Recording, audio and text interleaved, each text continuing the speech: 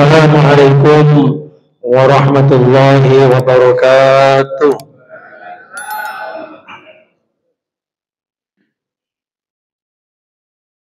Bismillahirrahmanirrahim.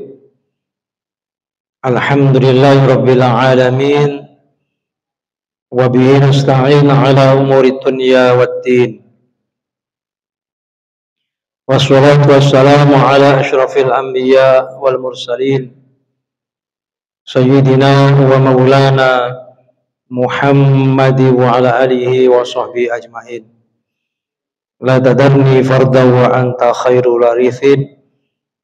Rabbi shrah li sadri wa yassir li amri wahlul 'uqdatam min lisani yafqahu qawli. Amma ba'd. Yang kami hormati segenap para jamaah, Bapak Ibu hadirin semuanya, marilah kita mengucapkan kalimat hamdalah alhamdulillahirabbil alamin, bersyukur atas karunia Allah, karena tidak sedetik pun waktu yang kita lewati melainkan atas karunia nikmat Allah yang diberikan oleh Allah kepada kita sekalian. Utamanya yang paling besar adalah nikmat keimanan dan kenikmat keislaman, termasuk nikmat diturunkannya Al-Quran sebagai petunjuk bagi kita semuanya hidup di dunia ini, dan juga momentum Rabiul Awal adalah kelahiran Nabi Muhammad, termasuk nikmat yang besar. Dengan menyampaikan risalah Islam yang bersifat rahmatan lil alamin, membawa kedamaian, keselamatan, harmonisasi, kebahagiaan dunia hingga akhirat, juga menjadi uswah, suri tauladan bagi kita semuanya, orang-orang yang beriman kepada Allah, baik itu yang bersifat hablum minallah ataupun hablum minan nas. Kita contoh, kita tiru, kita tauladani semua perbuatan-perbuatan dan akhlak Nabi, sehingga demikian itu kita tergolong sebagai umat Nabi yang mencintai beliau. Mudah-mudahan mendapat syafaat semuanya. Allahumma amin. Mari kita lanjutkan kajian kita, kitab Durratun Nasihin, juz 3, halaman 284. Halaman 284. Bismillahirrahmanirrahim. Wa naktubu ma qaddamu wa atharahum. Wa naktubu ma qaddamu wa atharahum. Dan kami catat, kami tulis perbuatan-perbuatan apa-apa qaddamu yang mereka perbuat, wa atharuhum, dan semua jejak-jejak mereka.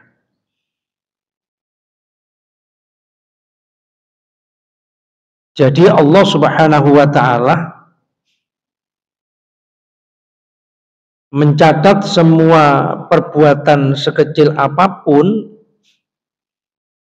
berupa kebaikan maupun keburukan, semuanya itu diabadikan oleh Allah, sehingga di akhirat nanti akan diberitahukannya lagi untuk dimintai pertanggungjawaban. Sampai-sampai dalam sebuah riwayat yang diriwayatkan oleh Abi Sa'id Al-Khudri, bahwa beliau berkata, Banu Salamah telah melapor kepada Rasulullah mengeluh mengenai jarak rumah mereka dari masjid. Maka kemudian Allah menurunkan ayat tersebut. Wa naktubu ma qaddamu wa atharahum. Jadi Banu Salamah itu mengeluh karena merasa rumahnya jauh dari Masjid Nabawi. Sebagian para sahabat itu rumahnya berdekatan dengan Masjid Nabawi. Sehingga tentu kalau andai kata yang rumahnya berdekatan dengan masjid sregep jamaah itu lumrah, biasa. Nah, sedangkan yang jauh kan agak kerepotan, kesulitan, apalagi di zaman Nabi itu suasananya kan gersang, padang pasir, apalagi berupa gurun, berupa semacam naik turun bebatuan gitu. Sekarang saja Mekah itu masih seperti itu, Madinah juga seperti itu, sehingga mengeluh kepada Rasulullah membandingkan dengan sahabat yang enak, yang rumahnya dekat. Lalu kemudian turunlah ayat ini. Artinya bahwa orang yang jarak rumahnya berjauhan dengan masjid kemudian datang ke masjid berjamaah, nilainya itu berbeda. Setiap langkah demi langkah itu dicatat oleh Allah. Sehingga yang rumahnya lebih dekat, sedangkan yang satunya lebih jauh, pahalanya tentu lebih banyak yang lebih jauh. Jadi sholat jamaah 27 derajat itu pokoknya, nilai pahala pokoknya. Lah ada nilai-nilai bonus yang begitu besar, diantaranya ya langkah yang semakin banyak itu nilainya semakin besar, poinnya semakin banyak. Termasuk kehadirannya pula. Jadi yang hadir duluan dengan yang hadir belakangan, ya tentu pahalanya berbeda. Makanya ada sebuah hadis yang jamaah ke masjid, datang ke masjid, azan belum dikumandangkan. Jadi sebelum azan, manjing waktu itu sudah datang. Itu nanti ketika dibangkitkan di alam mahsyar, wajahnya bercahaya bagaikan matahari. Sedangkan yang ketika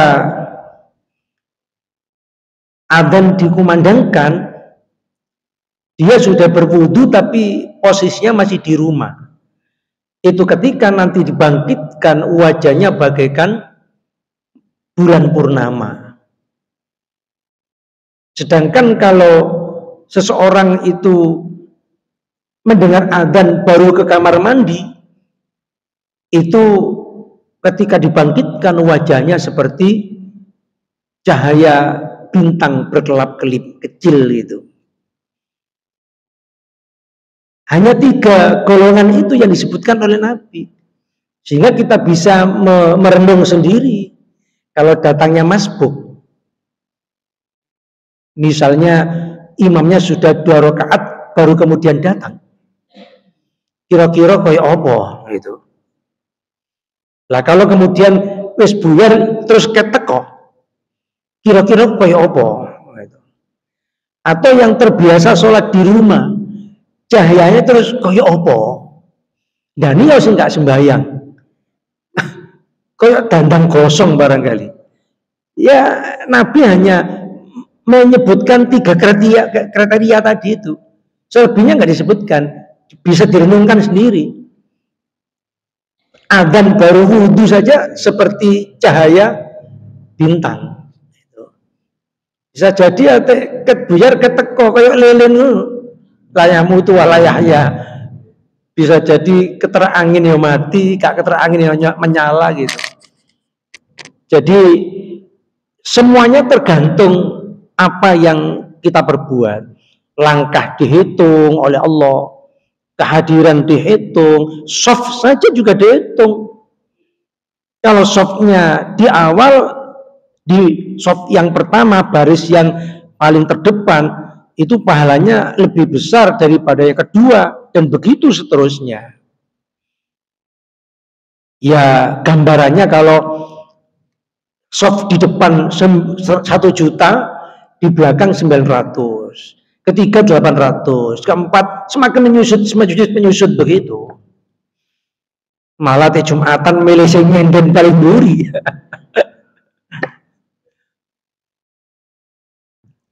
Mung ganjarane sing ngarep paling akeh malah milih sing paling mburi, alasannya ora sendenane gitu. Ya itulah namanya enak di dunia tapi gak enak di akhirat gitu. Jadi semuanya itu oleh Allah dicatat, tidak satupun yang tidak tercatat. Makanya di akhirat nanti itu di surat Yasin ayat 65 Allah menegaskan al-yauma nakhtimu ala afwahihim wa tukallimuna aydihim wa tashhadu arjuluhum bima kanu yaksibun. Pada hari ini, pada hari itu, kelak hari kiamat, itu dibungkamlah mulut-mulut manusia. Apakah muslim, non-muslim, kafir, mukmin, semuanya dibungkam. Nakhtimu itu kan dari kata khotim, ditamatkan. Ya akhirnya ditutup, dibungkam, ditutup. Kemudian dijadikanlah tangan-tangan manusia itu bisa ngomong, berkata-kata, dan dijadikannya kaki-kaki mereka itu bersaksi terhadap apa yang mereka perbuat. Itu artinya apa? Allah menegakkan keadilan seadil-adilnya, menegakkan kebenaran sebenar-benarnya. Sebab indikasi mulut ditutup itu karena manusia itu kebiasaannya bohong, dusta. Manusia itu kebiasaannya ngales, kebiasaannya tidak mengakui atau menentang. Makanya ditutup mulutnya, dibungkam oleh Allah. Sehingga Nabi itu pernah suatu ketika tersenyum sendiri gitu.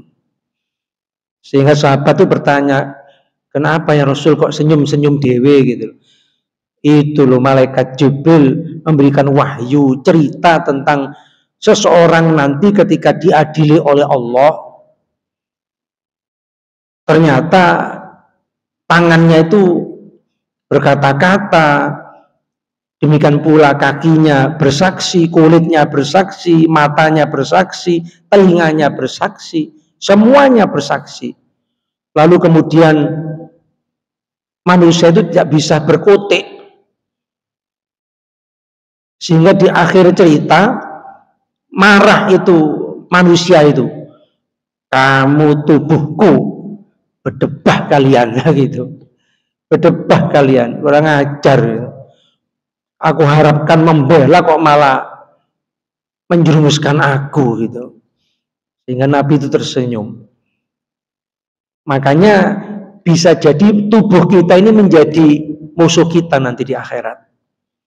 Nggak mau kita akali, tidak mau kita setir, tidak mau kita remote, kita atur-atur. Sehingga para ahli tafsir menyebutkan kalau tangan itu adalah semua perbuatan kita, sedangkan kaki kehadiran kita. Jadi pernah hadir kemana saja, kaki yang akan bersaksi di hadapan Allah. Adapun pernah berbuat apa saja, itu nanti tangan yang akan berbicara.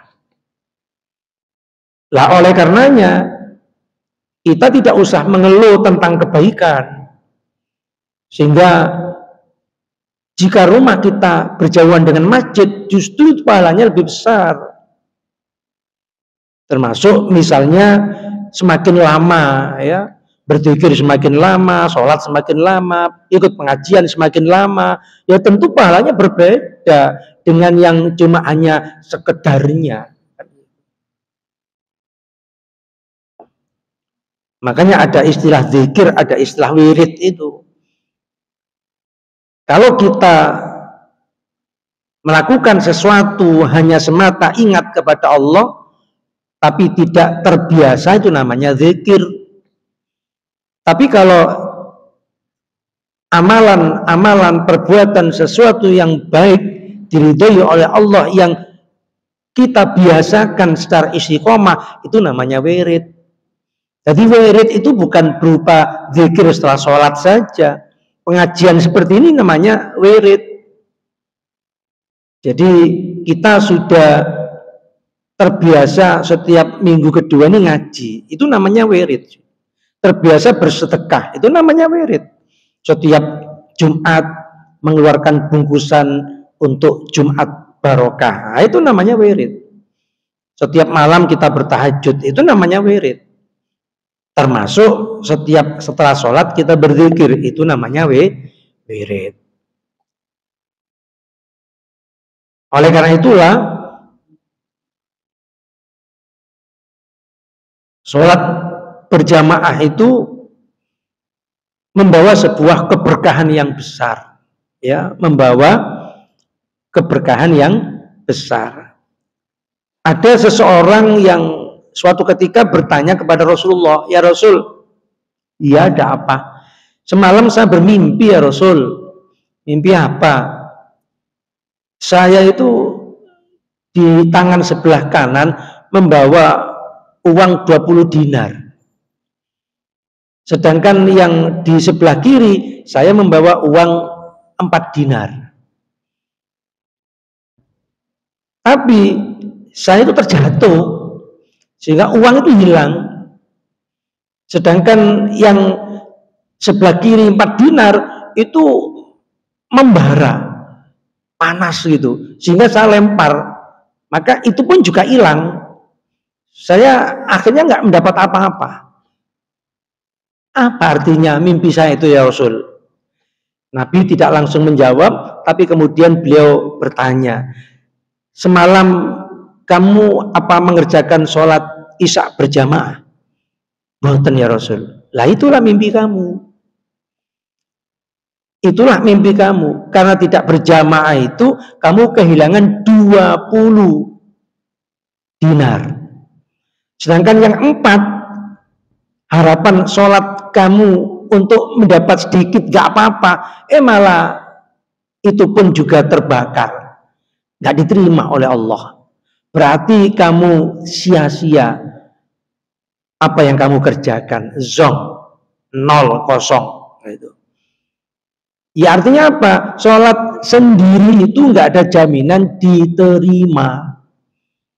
Tapi kalau sholat berjamaah 99,99999 diterima. Kenapa? Gendong indit, saling menutupi. Yang gak khusyuk tertutup yang khusyuk, bacaannya yang gak fasih tertutup yang fasih, yang tidak tumak nina tertutup yang tumak nina, dan begitu seterusnya, gendong indit. Tapi beda kalau sholat sendiri, ke susu tergesa-gesa, dan tidak ada yang menutupi sholat kita, nggak ada gendong indit di dalamnya, sehingga berharap dapat satu boleh jadi terkadang tidak diterima. Seperti mimpinya sahabat di zaman Nabi itu 20 hilang, yang 4 gosong. Naudzubillah. Makanya Menurut Imam Hanafi, sholat jamaah itu sifatnya wajib fardhu ain. Itu orang-orang Mekah Madinah itu mengikuti pendapat ala Hanafi ala Hambali. Makanya kalau saya lihat di sana, ketika sopir itu mendengar adzan berhenti sholat, tukang sapu kebersihan jalan mendengar adzan langsung sholat, toko-toko itu langsung ditinggal menuju jamaah, nggak takut kehilangan. Ya.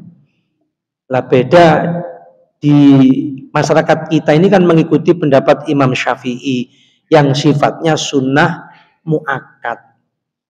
Jadi rodok gampang no, ala sunai gitu. Sehingga terkadang di beberapa masjid itu kalau sholat duhur, asar gitu hanya pirang gelintir wong. Gitu. Demikian pula sholat subuh. Oleh karena itulah Rasulullah Muhammad Shallallahu Alaihi Wasallam itu ketika perjalanan Isra wa Mi'raj, ketika Mi'raj naik ke langit ketujuh, di atas langit ketujuh Sidratul Muntaha, itu diperlihatkan oleh Allah ada gerombolan, ada sekelompok orang laki dan perempuan itu kepalanya itu dipukuli, digodam, dipalu dirinya sendiri, digopoki dhewe itu.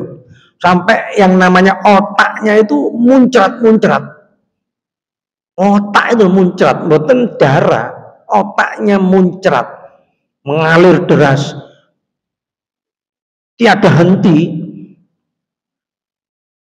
Lalu kemudian Rasulullah bertanya kepada malaikat Jibril, itu gerangan apa kesalahannya? Ada sekumpulan orang kok dipukuli dirinya sendiri sampai kepalanya itu pecah, otaknya muncrat-muncrat. Itu umat sampean gitu. Masya Allah, umat saya, iya. Kenapa? Dikarenakan menyanyiakan sholat, menyepelekan, meremehkan, gegampang, sembrono. Dan kriteria sembrono itu mengakhirkan waktunya atau sholat di luar waktu yang ditentukan, misalnya subuh jam 7, jam 6, Isya nggak segera sholat, nanti irasirus tahajud tangi subuh, Isya hilang. Dari kantor nggak segera sholat di kantor, engko enong oma macet, duhure hilang, dikerjakan di asar. Mari teko nyambut gawe gak lang sembayang, turu dhisik pegel tangi maghrib, asarin nong maghrib. Jadi sholatnya itu waktunya nggak karuan. Nah itulah tergolong orang yang menyanyiakan sholat, dan itu oleh Allah diperlihatkan gambaran umat seperti itu akan memukuli kepalanya sendiri dengan sampai otaknya keluar muncrat-muncrat. Naudzubillah. Makanya senyampang kita masih diberi oleh Allah kesempatan panjang umur, sehat, sholat itu hendaknya jangan sampai disia-siakan. Makanya di Al-Quran itu selalu mengatakan wa aqimis sholah, bukan if'alus sholat. Bahasa Arab fa'ala dengan koma itu beda.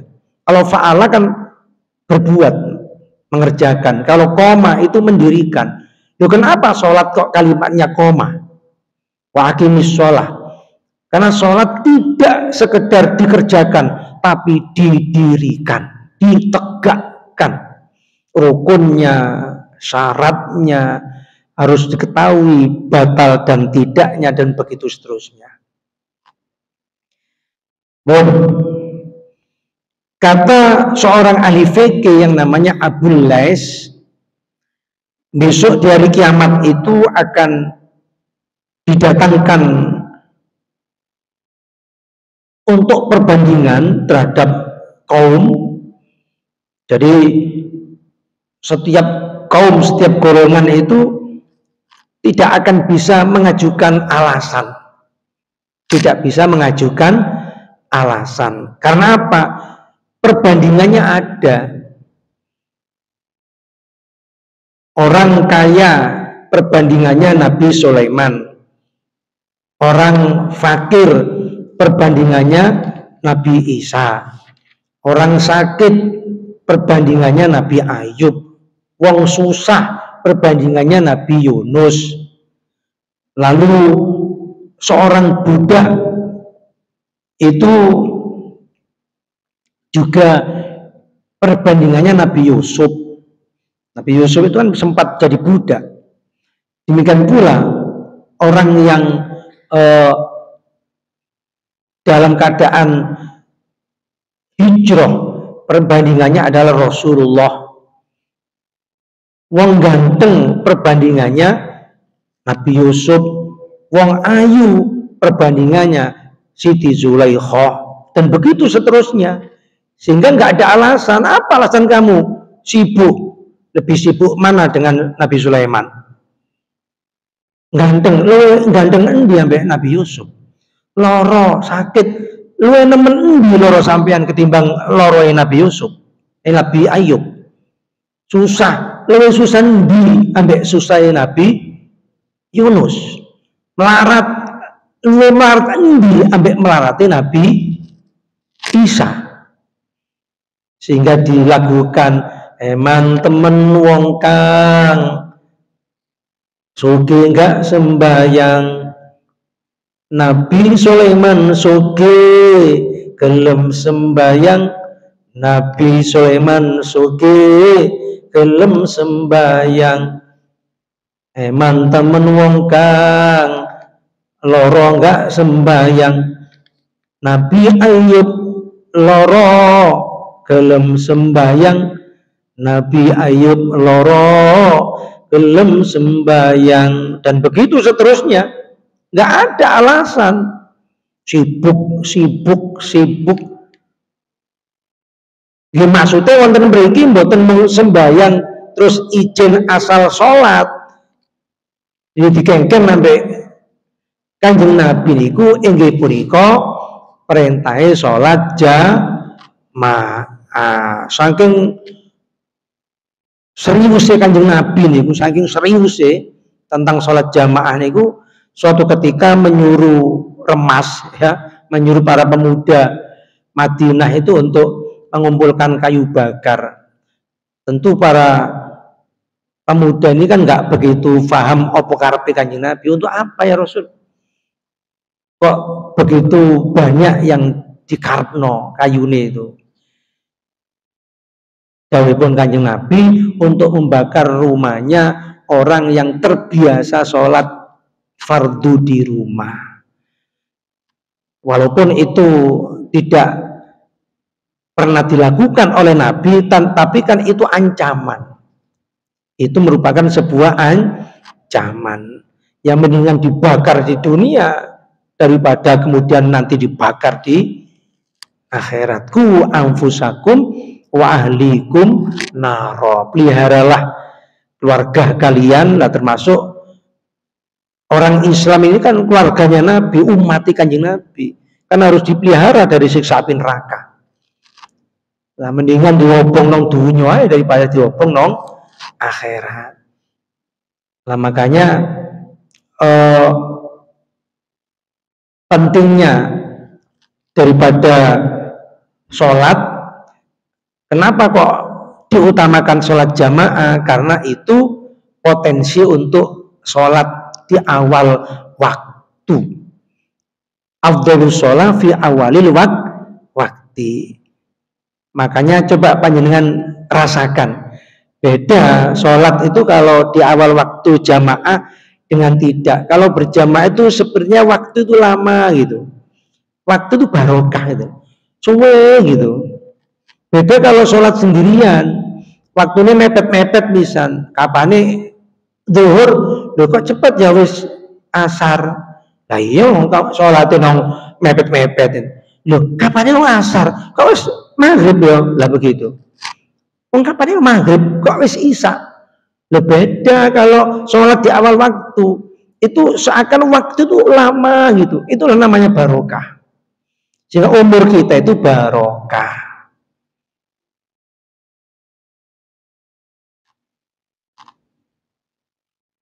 Nabi itu dikenal sekalipun bepergian, bahkan perang itu tetap jamaah.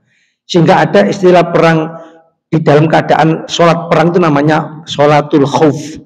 Sholat khauf itu sholat di saat perang. Jadi walaupun dalam keadaan perang, sholatnya itu diatur.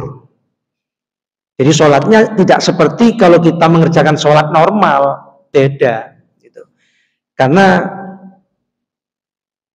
kondisi situasinya itu perang, sehingga nanti kalau sholat khauf itu shotnya ada 5 misalnya, itu yang shot pertama, kedua, manakala imam itu rukuk sujud, itu yang shot belakang itu tidak mengikuti, nunggu sampai habis 1 rakaat.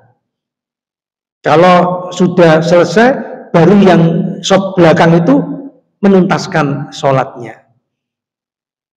Sehingga bergantian. Tidak kemudian kalau saat diserang, lalu posisi dalam keadaan sholat semua, akan hancur nanti. Jadi ada yang bagian menjaga. Yang menjaga pun posisinya ya dalam keadaan sholat, tapi ikut 1 rakaat kemudian menuntaskan. Selesai. Tapi bukan mufarokoh. Tidak memisah, tidak, ya udah, itu model sholatnya seperti itu, namanya sholat khauf, ya sama dengan sholat gerhana itu kan berdirinya 2 kali, rukuknya 2 kali dalam 1 rakaat itu. Nah itu caranya memang seperti itu. Makanya Nabi pernah menyampaikan kepada kita, shollu kama ra'aitumuni sholli. Jadi mengerjakanlah kalian sholat sebagaimana aku mengerjakan sholat. Jadi ada tata caranya sendiri, kak karpe dewe gitu. Itulah pentingnya ketauladanan, karena tidak ada seseorang yang dipuji akhlaknya oleh Allah kecuali Nabi kita Muhammad. Dalam surat Al-Qalam ayat 4 itu, wa innaka la'ala khuluqin 'adzim. Sesungguhnya engkau Muhammad itu yang memiliki akhlak yang paling agung sempurna. Makanya pantas kalau beliau diwajibkan kita untuk mensuri tauladani. Laqad kana lakum fi Rasulillahi uswatun hasanah. Wajib mencontoh ketauladanan beliau kepada kita, baik itu ibadah yang sifatnya hablum minallah ataupun yang bersifat hablum minan nas. Monggo, belum saya akhiri, ada yang menyampaikan pertanyaan?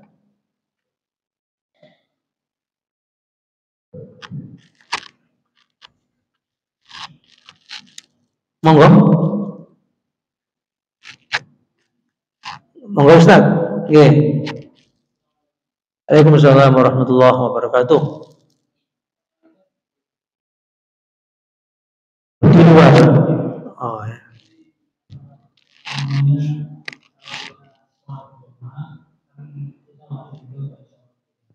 Jadi kalau terjadi ya karena memang taruhan lain kalau Anda baca Al-Fatihah ketika imam sudah selesai baca Al-Fatihah dan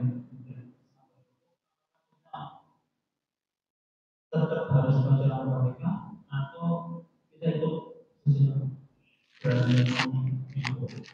Iya. Kalau menurut pendapat Imam Syafi'i, baik itu imam maupun makmum wajib membaca suratul Fatihah. Karena hadis Rasulullah, la sholata bi Fatihatil kitab, itu dasarnya, dalilnya. Tidaklah dianggap sholat kalau tidak membaca surat Fatihah. Berdasar itulah Imam Syafi'i berpendapat bahwa sholat berjamaah sekalipun imam makmum itu wajib membaca, kecuali di saat masbuk. Jadi ketika baru datang, posisi imam itu sudah rukuk, maka makmum segera saja nututi, mengikuti langsung takbiratul ihram dan rukuk. Dengan begitu Fatihahnya itu di-cover oleh imam. Apa? Dihitung 1 rakaat. Dengan catatan selagi imam itu masih posisi rukuk. Kalau imam itu sudah i'tidal, maka jika diikuti tidak terhitung. Misalnya kalau subuh kunut, imam dalam keadaan kunut, ada makmum masbuk langsung ikut takbir lalu kunut, maka itu tidak dihitung. Jadi tolak ukurnya itu masih posisi rukuk. Tapi menurut Imam Hanafi bahwa sholat berjamaah itu imam itu penanggung jawab dari posisi makmum, sehingga andai kata makmum tidak membaca sekalipun itu sudah sah karena tercover imam. Apa gunanya jamaah? Itu menurut Imam Hanafi. Karena kalimat la sholata bi fatihadil kitab, lah di situ bukan la yasihu, tapi la yatimu, tidak sempurna gitu saja. Jadi menurut pendapat Imam Hanafi bahwa makmum itu andai kata seperti sholat tarawih kan cepet-cepetan itu gak nututi, lalu kemudian mengikuti saja gerakan imam, itu menurut Imam Hanafi sah.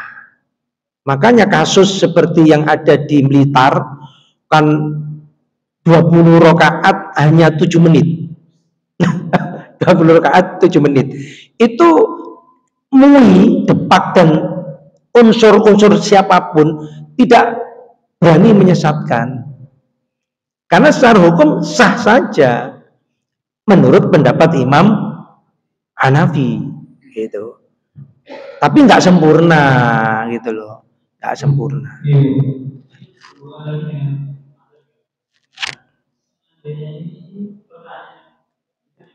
Iya.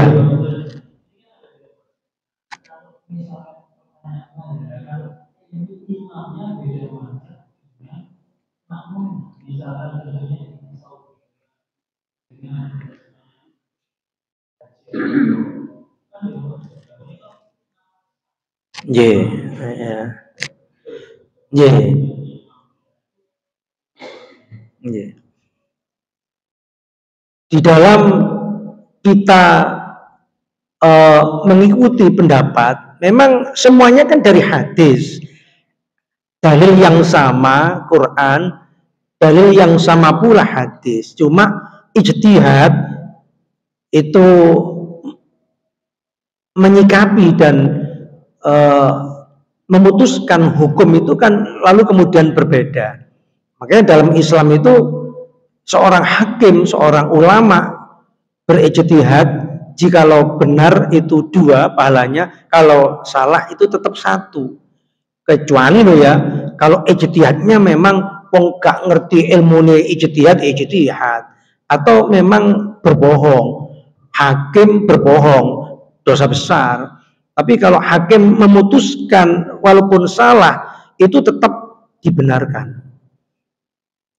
Lah, bagaimana masalah ijtihad? Lah, memang kalau posisi normal ya, sebaiknya memang untuk ini linier ya, supaya linier.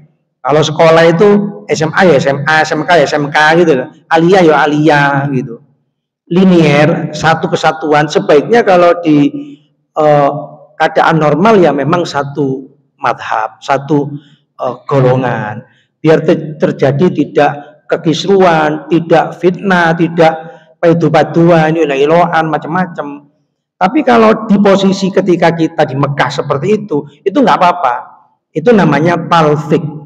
Nah, talfik itu kita mengikuti pendapat yang berbeda tapi hukumnya nggak apa-apa. Contoh misalnya di Saudi tidak membaca bismillah, Nah, menurut Imam Syafi'i kan nggak sah, tapi menurut Imam Malik sah. Ya ikuti aja Imam Malik. Gitu. Jadi sah, karena talfik ke Imam Malik.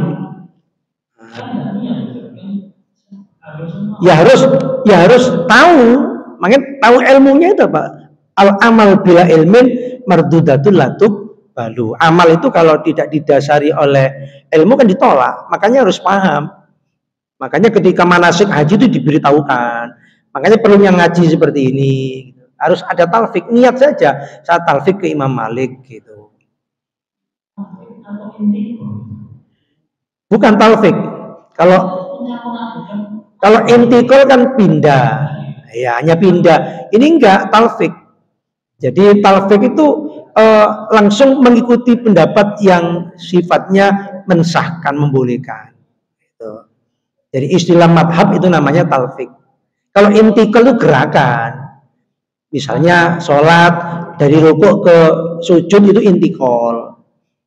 Tapi dari keyakinan itu namanya talfik. Ngoten. Artinya amalan sholat tidak perlu. Seperti misalkan ini makmum kepada yang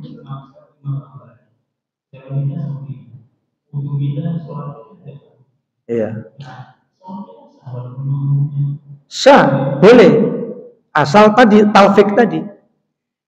Tapi kalau tidak satu golongan itu menurut Imam Syafi'i itu tidak sah. Kan makanya harus dalam posisi darurah. Posisi darurah. Kalau nggak darurah begini misalnya, ini misalnya ya. Misalnya ini, jenengan mantep nggak kira-kira? Suatu ketika ada ustadz ngimami di sini, jenengan ke rumahnya, gendong-gendong anjing, kira-kira ya apa sholat jenengan? Mantep nggak? Ada seorang khotib, panjenengan ke rumahnya beri jadwal, loh, ustadznya kok gendong-gendong asu? Kira-kira ya apa kira-kira sholat jenengan itu? Kan nggak mantep. Lah, menurut Imam Malik, anjing itu nggak najis. Kan begitu. Menurut Imam Malik, anjing itu nggak najis. Yang menajiskan kan pendapat Imam Syafi'i. Lah, makanya perlunya Masjid Nurul Islam misalnya begini ya, satu golongan itu biar sholat itu mantep. Coba kalau mari nyekel kemaluannya sembahyang, dan menurut Imam Syafi'i kan itu batal. Mari ngambung bojone ngimami kan batal menurut Imam Syafi'i. Panjenengan sholat di belakangnya kan gak mantep gitu. Imamku ini gak karuan ya. Nah, makanya perlunya kalau satu golongan seperti ini itu satu garis.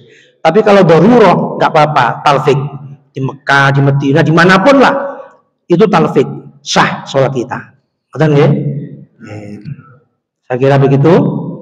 Mungkin kita terus ilmu yang manfaat. Mari kita tutup dengan doa majelis. Subhanakallahumma wa bihamdika asyhadu an la ilaha illa anta astaghfiruka wa atubu ilaik. Assalamualaikum warahmatullahi wabarakatuh.